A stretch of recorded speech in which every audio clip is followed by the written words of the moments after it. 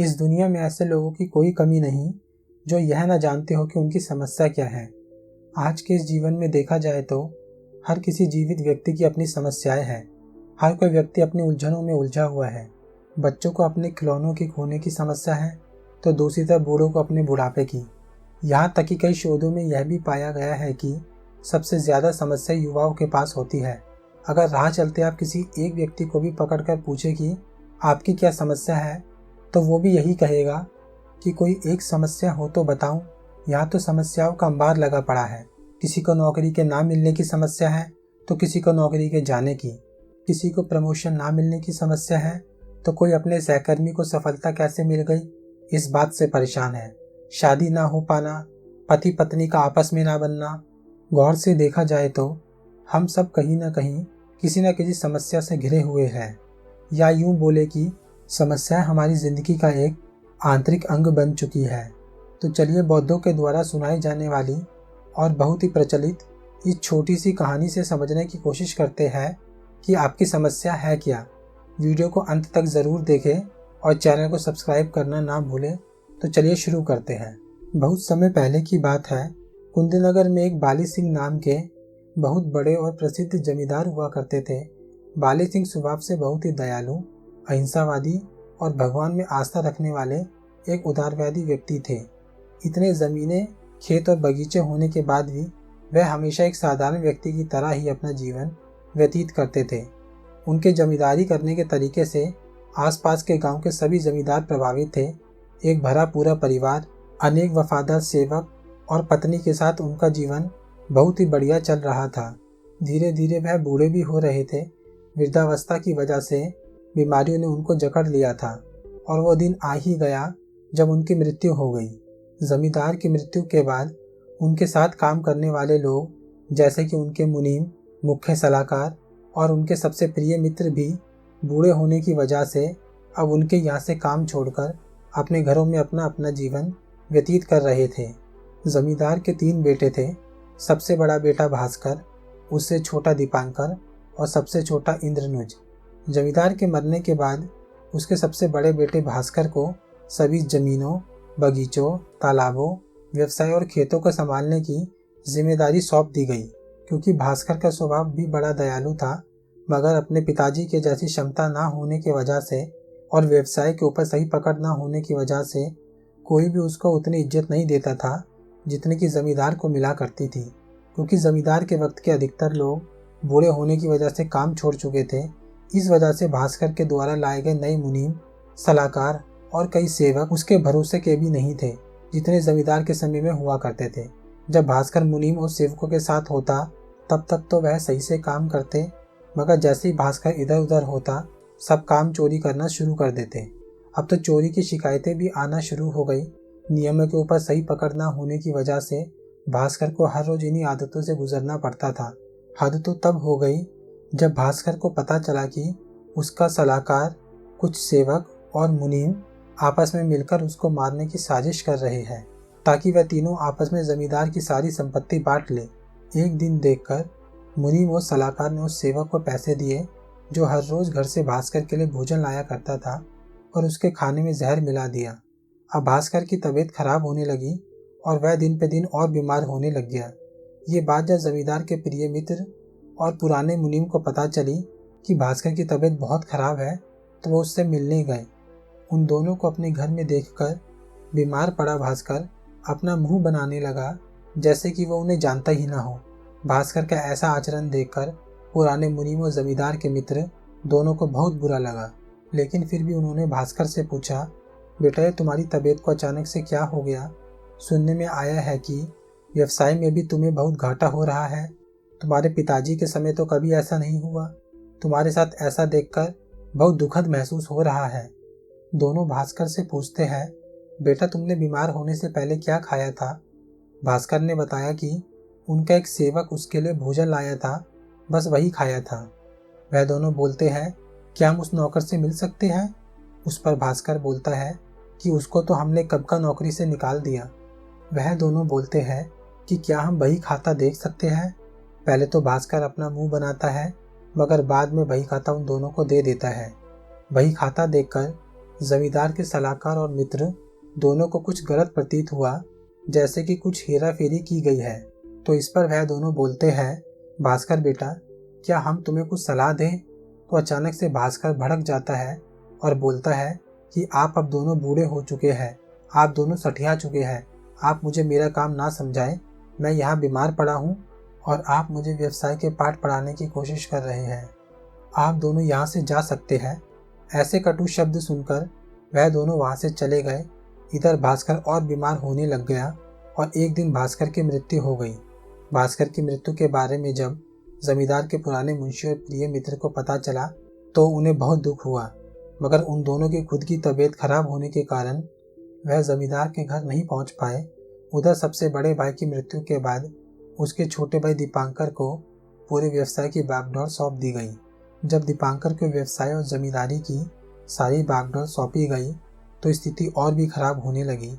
इधर नए मुनीम और सलाहकार दोनों की हेरा फेरी की वजह से जमींदारी खतरे में आ रही थी और दिन पे दिन व्यवसाय में घाटे पर घाटे हो रहे थे।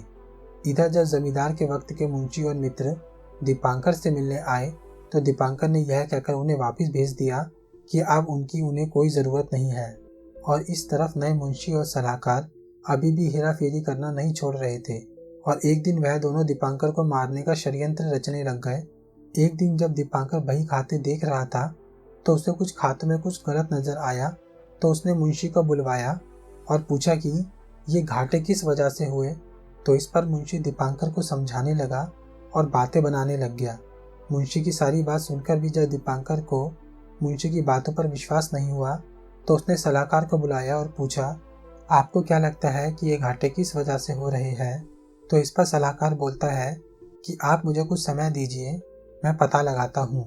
और सलाहकार सीधा मुंशी के पास पहुँच जाता है कि दीपांकर आज आपके बारे में ऐसा पूछ रहा था, कहीं उसे हम दोनों पर शक तो नहीं हो गया है?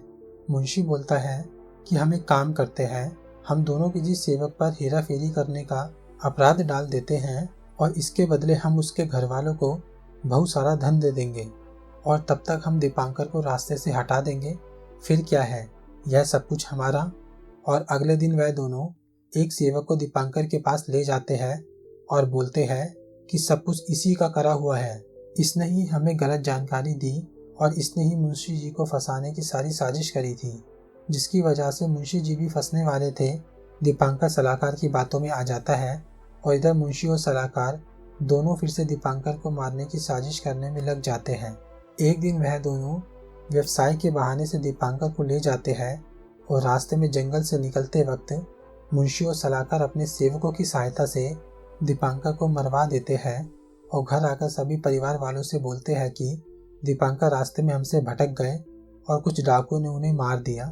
वह डाकू बहुत सारे थे, हम उनका कुछ भी नहीं कर सकते थे, इसलिए हम चुपचाप छुप कर देखते रहे और जब डाकू वहाँ से चले गए तो हम इनके शव को लेकर घर आ गए। हमें माफ़ कीजिए, ना ही हम इनको अपने साथ ले जाते और ना इनके साथ ऐसा कुछ होता। दीपांकर के मरने के बाद मुंशी और सलाहकार दोनों बड़े खुश थे कि उनका एक और कांटा निकल गया, मगर इतने में उनके पास एक खबर आती है कि जमींदार के सबसे छोटे बेटे इंद्रनुज को जमींदारी और व्यवसाय को संभालने के लिए बुला लिया गया है। ये खबर सुनकर दोनों का गुस्सा सातवें आसमान पर था, क्योंकि उनकी सारी मेहनत पर पानी फिर गया था। और दूसरी तरफ जब जमींदार के पुराने मित्र और मुंशी को दीपांकर की मृत्यु के बारे में पता चलता है तो वह बहुत दुखी हो जाते हैं। उन्हें लगता है कि कुछ गलत हो रहा है। इधर इंद्रनुज भी व्यवसाय सही से नहीं चला पा रहा था, दिन पे दिन नुकसान बढ़ता जा रहा था। उसे कुछ समझ नहीं आ रहा था कि मदद मांगे किससे। इतनी चोरी और मुनाफा ना हो पाने के कारण इंद्रनुज भी परेशान रहने लग गया था। अब उसको साजिश जैसा कुछ महसूस होने लग गया था। पहले सबसे बड़े भैया और अब दीपांकर भैया, ऐसा ना हो कि कहीं मेरी भी मृत्यु हो जाए। इंद्रनुज इन सब चीज़ों के बारे में सोचकर हर रोज़ परेशान होने लगता है। यह देखकर इंद्रनुज की पत्नी भी परेशान होने लगती है और जब वह इंद्रनुज से पूछती है कि आपको क्या हुआ है तो इस पर वह बोलता है कि मुझे कुछ नहीं हुआ है, तुम ऐसे ही परेशान हो रही हो। उसकी पत्नी सोचती है कि भाइयों को खोने की वजह से ये परेशान है। ऐसे ही कुछ दिन तक चलता रहता है और इधर मुंशी और सलाहकार इंद्रनुज के भोजन में कुछ विषैली चीज़ें मिलाना शुरू कर देते हैं ताकि इंद्रनुज भी मर जाए और इनका रास्ता साफ हो जाए। अब इंद्रनुज भी बीमार पड़ने लगा और ये बात जब जमींदार के पुराने मित्र और मुंशी को पता चली तो उन्हें पक्का भरोसा हो गया कि कुछ गलत हो रहा है। अब वो इंद्रनुज के घर पहुंचे कैसे? वहां का दरबान भी उन्हें घर के अंदर नहीं जाने देता, क्योंकि वो भी नए मुंशी और सलाहकार से मिला हुआ था। फिर भी वह दोनों जमींदार के घर पहुंच गए। दरबान उन दोनों को अंदर नहीं जाने दे रहा था। दोनों को दरबान से बात करते इंद्रनुज की पत्नी देख लेती है और दरबान से बोलती है कि इन्हें अंदर आने दीजिए, ये हमारे पिताजी के बहुत पुराने खास है। अंदर आते ही दोनों बोलते हैं, बेटा हम दोनों ने तुम्हारे पिताजी बाली सिंह जी के साथ बरसों काम किया है। उनके जीते जी उन्होंने किसी भी चीज़ की कमी नहीं होने दी। हम तो भास्कर और दीपांकर से भी मिलने आए थे, मगर इससे पहले हम कुछ बोलते दोनों ने ही हमें भगा दिया। उनकी ये बातें सुनकर इंद्रनुज परेशान हो रहा था कि एक तो मेरा व्यापार सही से नहीं चल रहा, जमींदारी खतरे में है, ऊपर से मैं बीमार, और ये दोनों पता नहीं क्या क्या बातें करके मेरा समय बर्बाद कर रहे हैं। और अंत में इंद्रनुज बोलता है कि आप यहाँ से चले जाएं। तो इस पर उसकी पत्नी बोलती है कि आप इनकी बात सुन तो लीजिए। मुसीबत के समय केवल वही लोग हालचाल पूछने आते हैं जो आपके अपने होते हैं, और यह आपके पिताजी के सबसे पुराने मित्र और मुंशी भी तो थे। अपनी पत्नी के ऐसे शब्द सुनकर इंद्रनुज शांत होता है और बोलता है, बोलिए आप दोनों को क्या बोलना है? तो इस पर जमींदार का मित्र और मुंशी बोलते हैं, तुम्हारे सबसे बड़े भाई भास्कर की मृत्यु के पहले भी हम दोनों उनको कुछ बताना चाहते थे, परंतु उन्होंने हमें कुछ नहीं बोलने दिया और तिरस्कार करके भगा दिया। हमने इसी समस्या के बारे में दीपांकर को भी बताने की कोशिश की थी, तो उन्होंने भी हमें भगा दिया था और हम तब भी कुछ नहीं बता पाए थे। ऐसी बात सुनकर इंद्रनुज और उसकी पत्नी दोनों अचंभित हो जाते हैं और बोलते हैं, आप लोग बताना क्या चाहते हैं? इस पर जमींदार के मित्र और मुंशी बोलते हैं कि आपके घर में आपको कोई मारने की साजिश कर रहा है, और हो सकता है कि भास्कर और दीपांकर को भी इसी साजिश के तहत मारा गया हो। इंद्रनुज अचंभित होकर दोनों की बातों को सुन रहा था और बोलता है कि आपके पास इस बात का कोई प्रमाण है? इस पर वो दोनों बोलते हैं, आप जो भोजन करें उसको सबसे पहले जांच करवाएं कि कहीं उसमें कुछ मिला तो नहीं है। और इंद्रनुज ऐसा ही करता है और उसके पिताजी के समय के सबसे पुराने वैद्य को बुलाया जाता है, जिस पर पिताजी सबसे ज़्यादा भरोसा करते थे। वैद्य आते हैं और खाने की जांच करने के बाद सबके सामने बोलते हैं कि यह भोजन विषैला है, जिससे आपकी तबीयत धीरे धीरे खराब होती रहेगी और कुछ समय के बाद मृत्यु हो जाएगी। यह सब सुनकर इंद्रनुज, उसकी पत्नी और उसके पिताजी के मित्र और मुंशी दोनों अचंभित हो जाते हैं कि इंद्रनुज को कौन मारना चाहता है। इस बार उसके पिताजी के मित्र और मुंशी बोलते हैं, आप अपने बही खाते की ध्यान से जांच करिए और पता लगाए कि मसला क्या है। इंद्रनुज बोलता है, आप दोनों क्यों नहीं इस मसले की जांच करते? आप दोनों से ज़्यादा हम किस पर भरोसा कर सकते हैं? बड़े भाइयों के जैसी गलतियां मैं नहीं दोहराऊंगा। इस पर जब मुंशी बही खातों की जांच करता है तो पता चलता है कि सारे हिसाब किताब गलत है, और अंत में दोनों की मदद से इंद्रनुज असली दोषी को सामने ले आते हैं और नए मुंशी और सलाहकार को उसके दोनों भाइयों को मारने और चोरी के मामले में दोषी माना जाता है और सजा दे दी जाती है।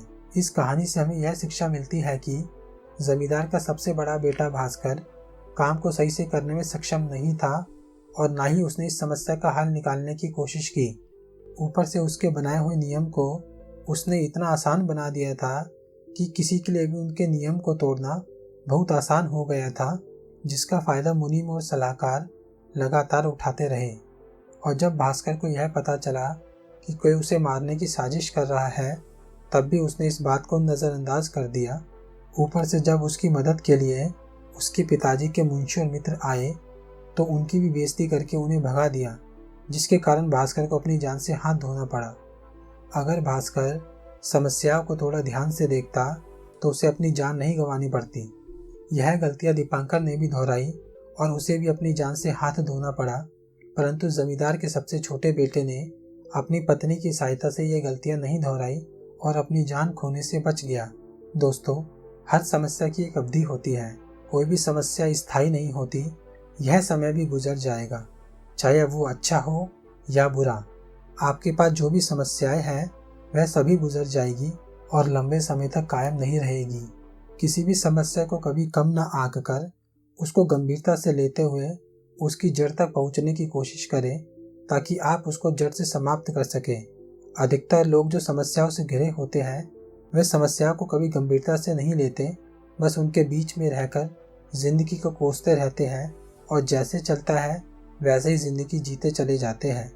यह समझ ले कि जिस समस्या का सामना आप कर रहे हैं उसका सामना आज तक असंख्य लोग कर चुके हैं। आपके पास किसी भी समस्या से निपटने की क्षमता है, बस समस्याओं को गंभीरता से लेते हुए उसको जड़ से ख़त्म करने की कोशिश करें।